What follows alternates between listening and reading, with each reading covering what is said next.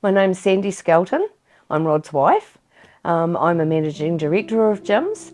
My background is in hospitality and had worked in that for nearly 30 years before we purchased gyms. The gym had a manager over here called Mike Streetle, and Rod was at that age of 40 and thought a lifestyle change would be really good.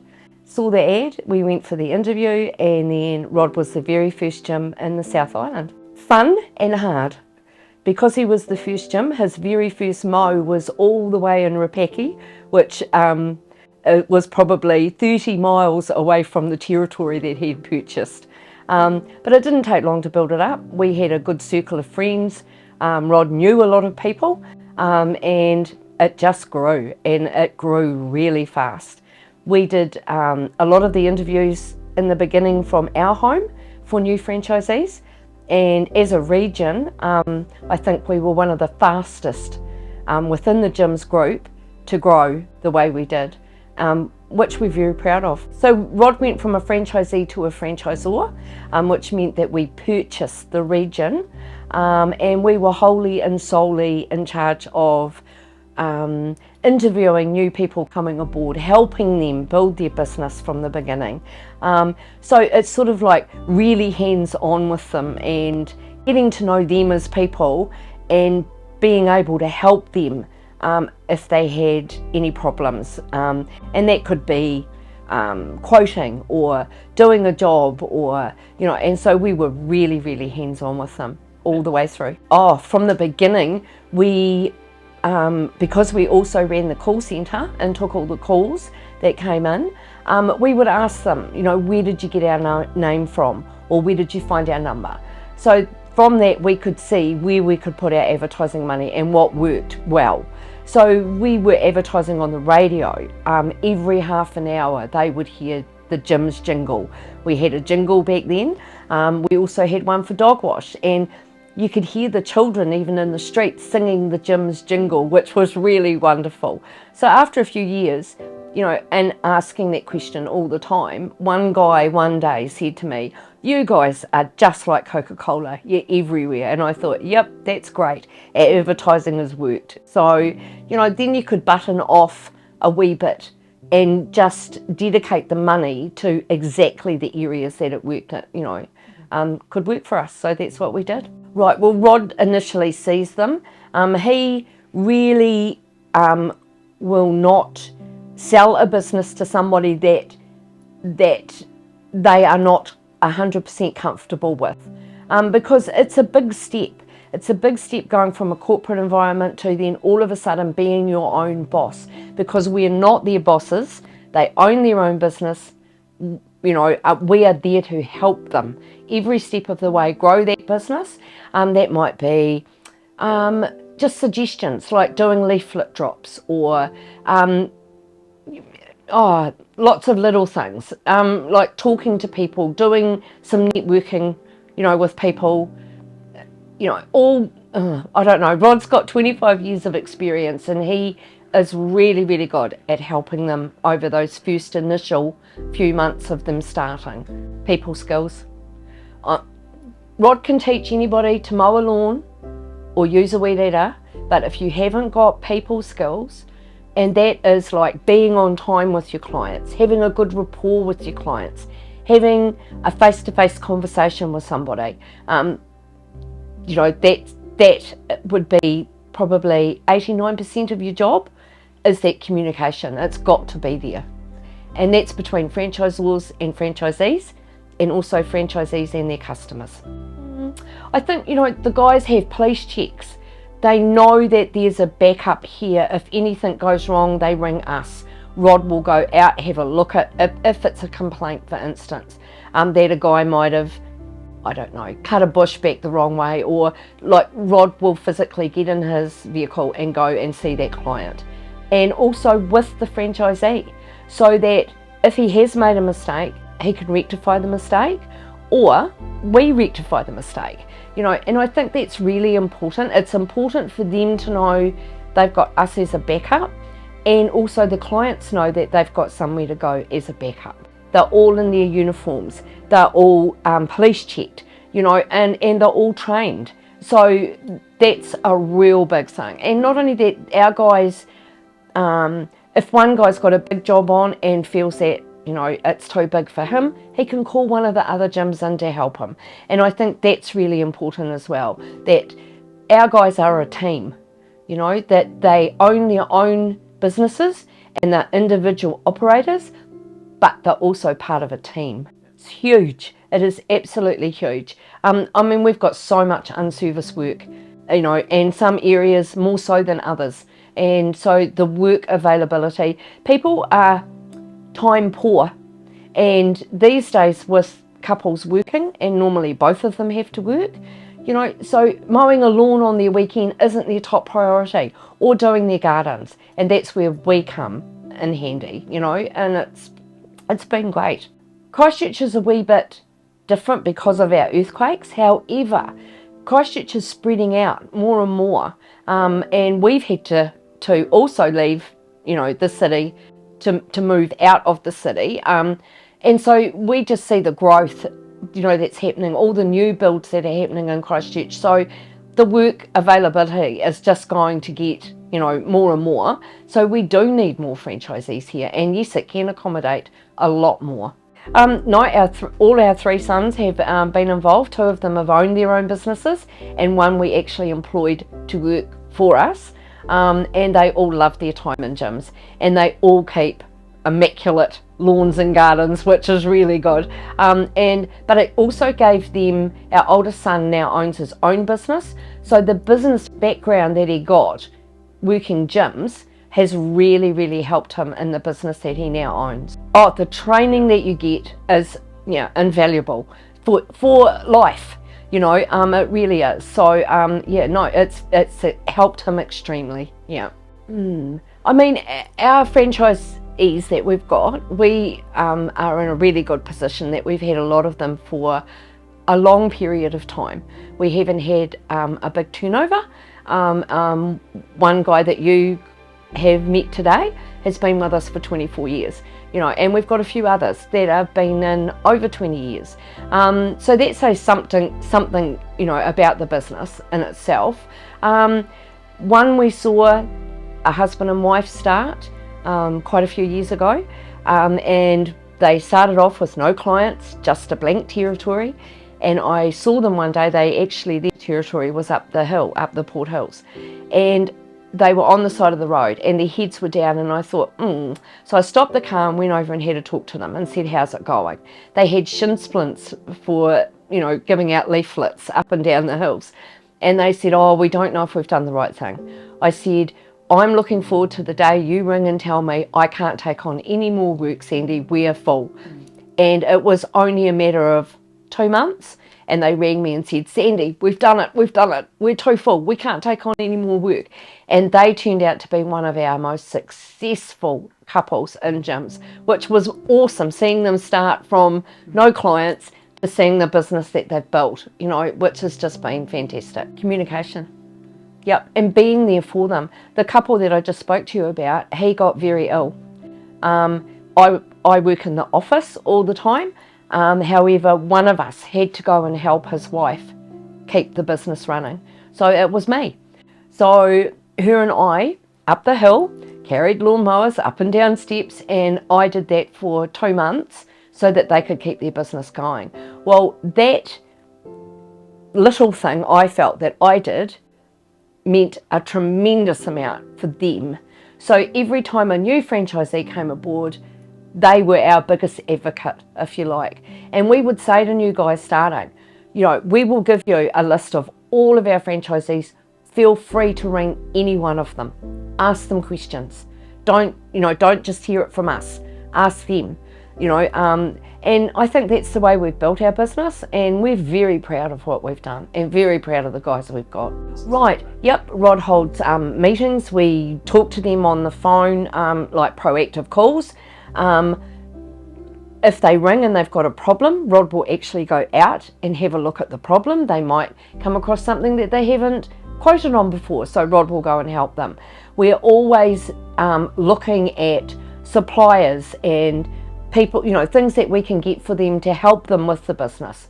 Yeah, and just we're here available day to day. Even if they want to pop in and have a coffee, they're more than welcome. Our door's always open.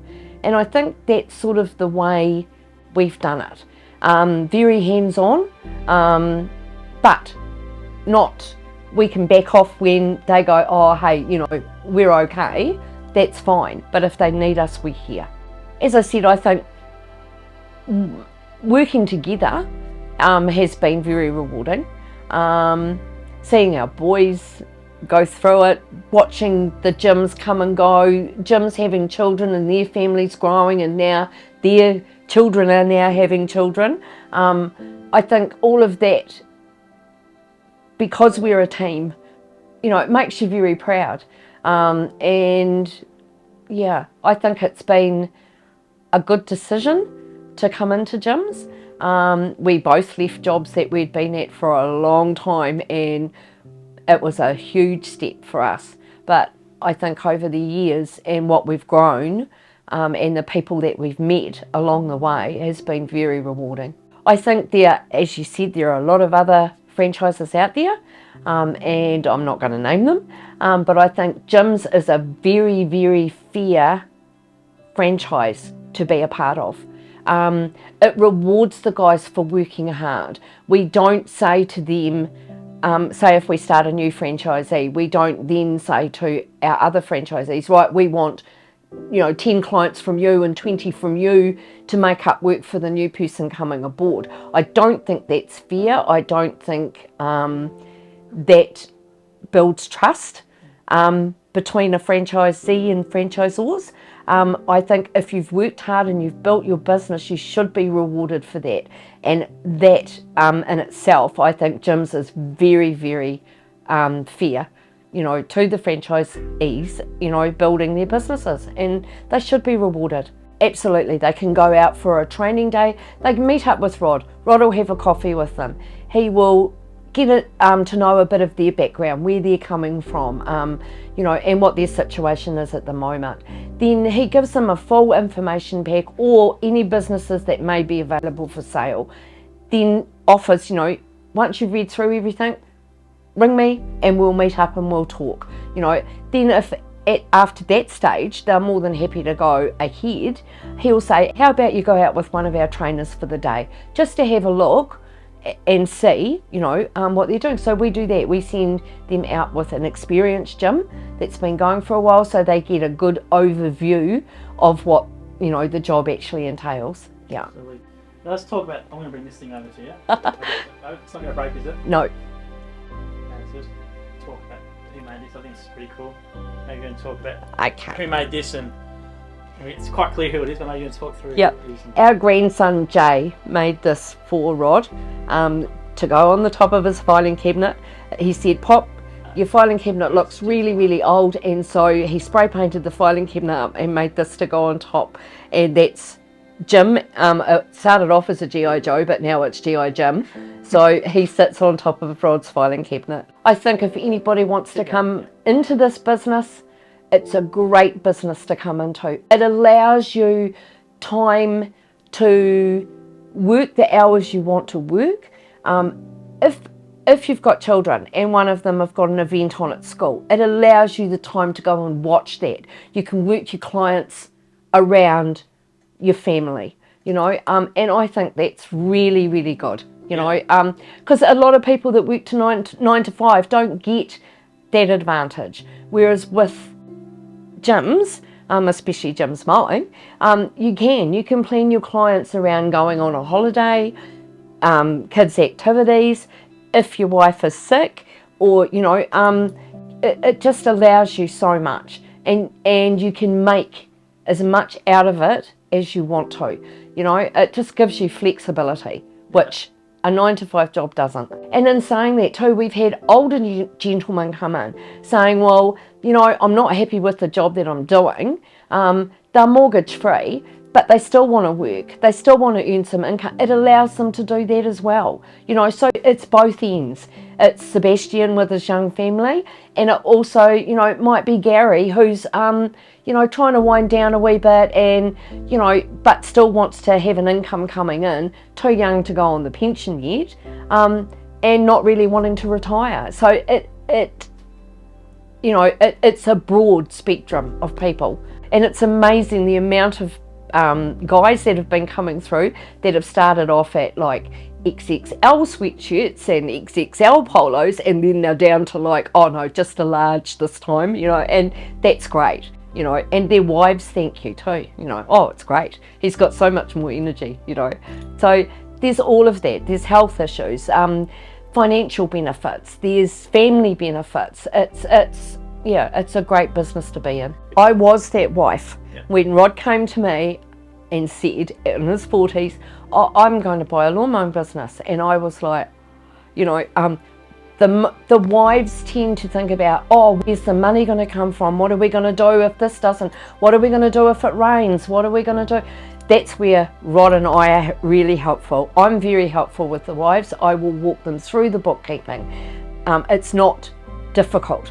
And put their minds at rest. We were those people when we first started. And it is important. The wives are just as important as the men out there doing the work. In fact, on my days off from my job that I had, I would go out and help Rod garden when he first started. Not all wives will want to do that, but that's what we did when we first started. But it's having them involved. They've got to be just as involved as whoever's going to be running the business. And in saying that, we've actually got a lady, Jim, and she runs a fantastic operation. Her horticultural background is next to none. She's absolutely fantastic, and that's Megan. And Megan has been with us for 15 years. She's great, absolutely great. It can be women as well. It can be husband and wife teams, and you find then a lot of the little old ladies that you go and see love talking to the women.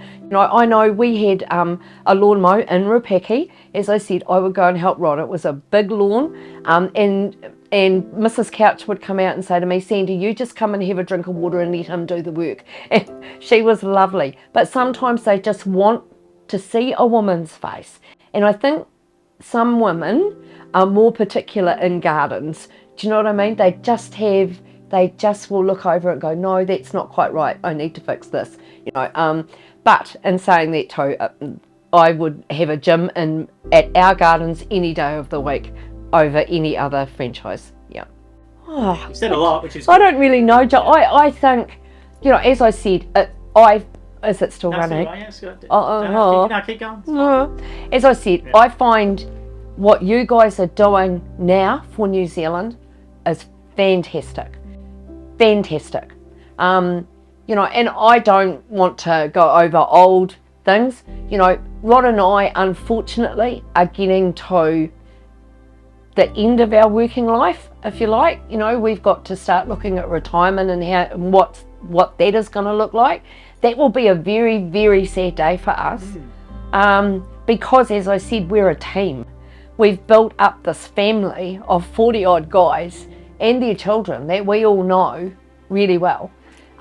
So we will find that very, very hard. I personally will, and I know Rod will as well. So I'm excited for New Zealand that these changes are happening and coming.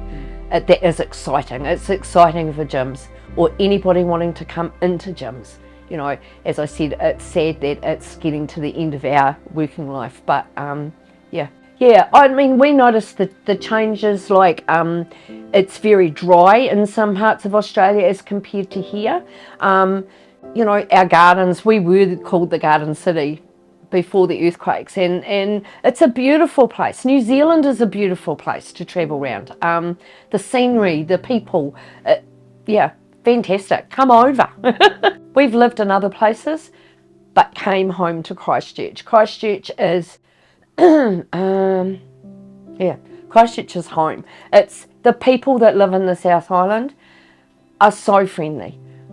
Through the earthquakes here, people helping people that didn't know you, that would stop you on the side of the road and give you a hug or say, it's going to be okay. What can we do to help?